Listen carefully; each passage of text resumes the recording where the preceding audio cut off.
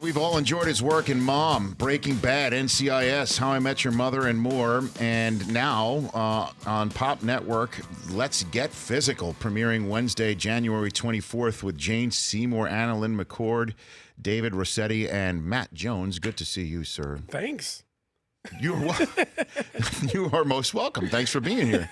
So you as a Bears fan. Yeah. Where does a Bears fan sit in on the, I guess, what's the word for it? The schadenfreude that everybody feels towards the Brady hand situation with the Patriots right now. Matt. Everybody loses their quarterbacks. It's a thing.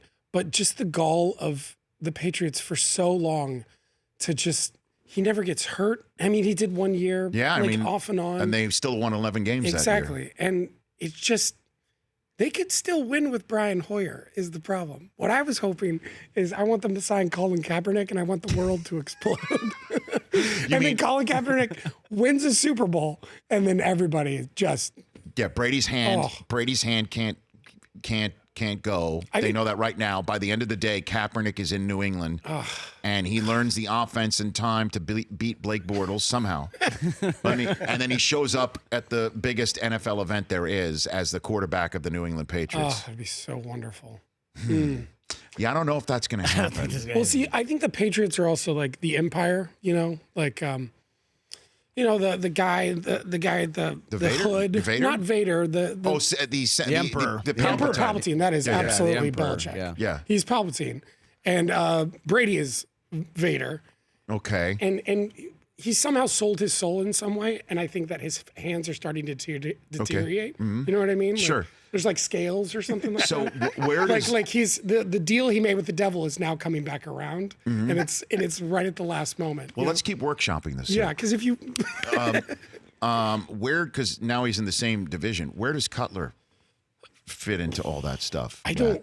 Where does he fit? He doesn't fit anywhere. I don't want him anymore. I feel bad for Miami. I don't even like Miami, and I feel bad for him. I can't. You couldn't even root for Jay? No. Why would I? Why? I don't know, because he gave you 7 years. He gave, out of 7 years, he gave us probably 3 years. Like that's his give level. Mm-hmm. Yeah, I'm not. I'd like to forget that all happened. No kidding. Yeah. You know who got us further? Rex Grossman. Yeah.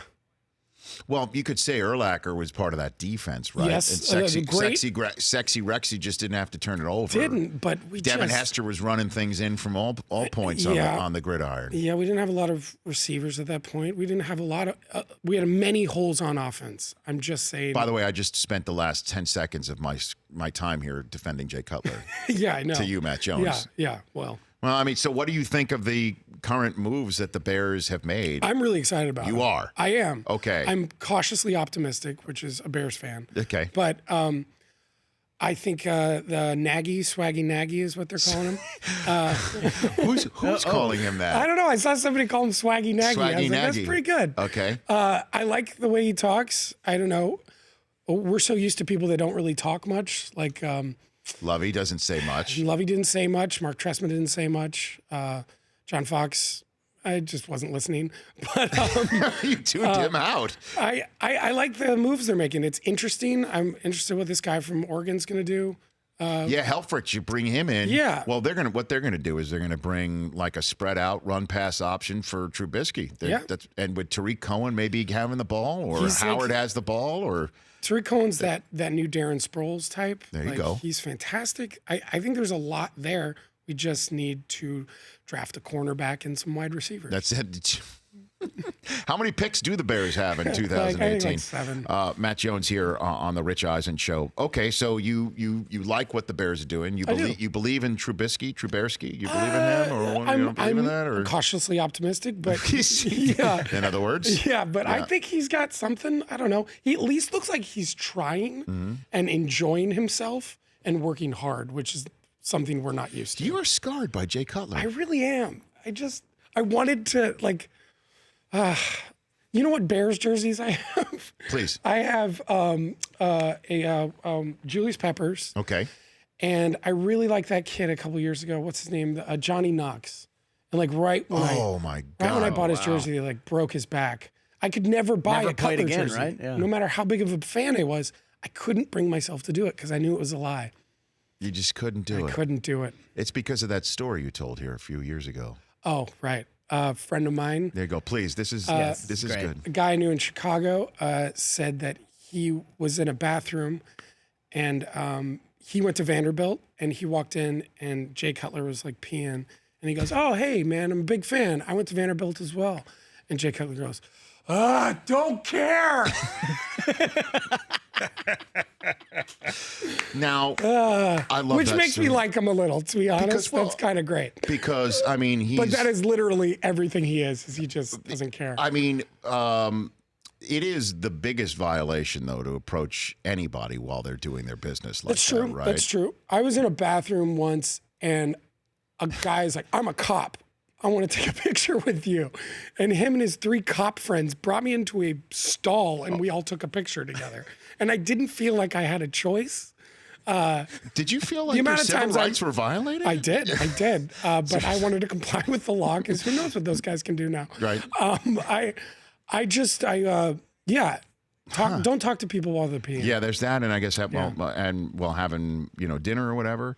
So it is. By the way, you brought this up before. It is the 10th anniversary of Breaking Bad.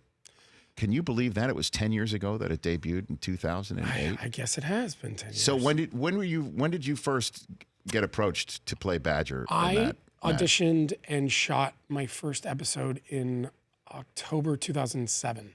Damn. So, yeah. And then we went out and I was supposed to do 2 episodes. And after the first episode, Vince calls me and he goes, "Hey, there's going to be a writer's strike, so we can only do 7 episodes. And so you can only do 1 episode.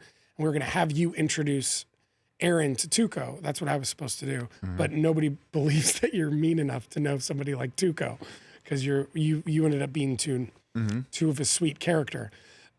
So I just did it and then I went home and I was like, who knows what'll happen? It was on AMC. It was a show about meth with the guy from Malcolm in the Middle. Like nobody knew anything. But then it like became this supernova over time. It was just crazy. What's this one scene that you can't believe you did or were part of, or The one scene I can't believe I did, or was you a part were of. scared, like actually legitimately concerned you that you were asked to do as a human being on planet Earth? In Matt that Jones, yeah. on that show, they were really good about that. They didn't really push me too far. Other people, but probably that. I remember the very first episode we shot. There's this montage of us like eating and drinking while we're making meth, and like this like goofy montage of us making meth. And I'd like drink a 40, and I was like, "Hey guys, roll it," and I'll down a whole 40 in one take. And I downed the whole thing in one take. Like I can drink like that, and I did it. And they were like, "That was great. Can you do it again?" I was like, "Okay." And I did it again, and I immediately threw up, right off camera. Is that right? Like a lot, yeah. Okay. Yeah. Yeah, we've had that experience on this show before. Yeah, but it was We've seen fun. that. I'm sure. I'm sure it was. And Let's Get Physical looks like a ton of fun. Yeah, where I did aerobics for 6 weeks in Halifax, Nova Scotia, and they filmed it. So, yeah. you look good. I lost 25 pounds doing the show. Because you're playing the son of a fitness legend, right? Yes.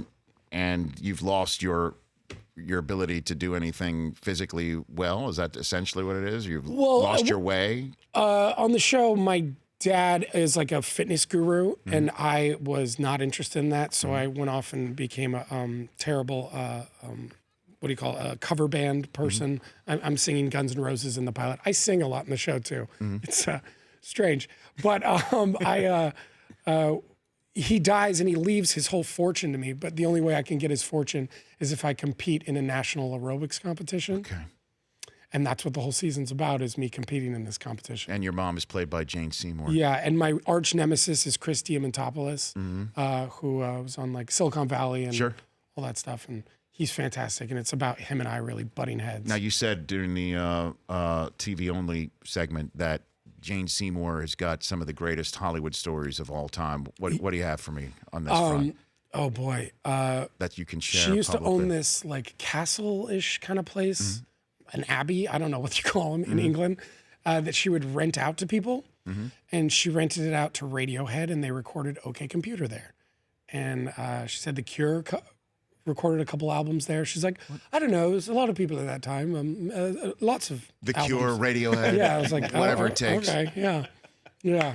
A lot of those kind of stories. Or like that, we're talking about like how she was hanging out with Prince Harry. And I don't know, like I was like, just because you're British doesn't mean you actually know the royals, but she does. So, yeah. Did you then tell her the Jay Cutler story? Like hey, you know somebody who knew Jay Cutler? She does not care about Jay Cutler. I think that's what we have in common. Oh, God. At Matt Jones is Dead on Twitter next Wednesday at 8:30 p.m. Eastern Time. Let's get physical with Matt Jones. Good to see you, sir. Yeah, thanks for having me back. Anytime. Come back anytime. The Rich Eisen Show, weekdays at noon Eastern on Audience.